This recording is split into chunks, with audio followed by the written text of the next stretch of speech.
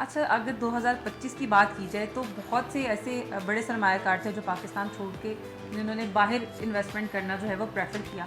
तो आपको लगता है कि जो आने वाले साल हैं उनमें वो सरमायाकारी हम वापस ला सकेंगे? देखिए जी, बड़ा टफ क्वेश्चन है इसमें।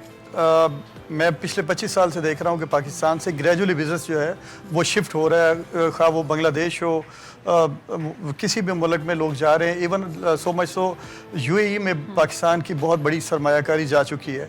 अब हमें ये देखना है कि हमारी मुल्क की सियासत किस रुख जाती है।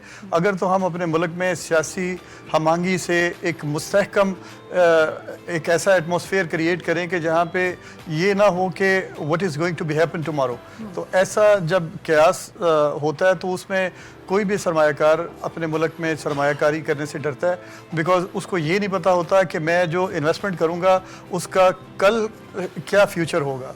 सो इसलिए कोई भी जो बिजनेसमैन है वो अपनी इन्वेस्टमेंट सेफ जगह पे करना चाहेंगे। अगर इस मुल्क के हालात जो कि आपने देखा है करंट जो ये वॉर की सिचुएशन के बाद जो चीज़ें इवॉल्व हो रही हैं, वो एक ट्रस्ट और कॉन्फिडेंस पाकिस्तान पे आ रहा है। तो इस तरह अगर होता है तो डेफिनेटली कोई भी जो पाकिस्तानी है जो यहाँ से अपनी इन्वेस्टमेंट बाहर लेके गया है वो डेफिनेटली अपने मुल्क में लेके आएगा, बिकॉज अपने मुल्क से बेहतर तो कोई चीज़ नहीं हो सकती।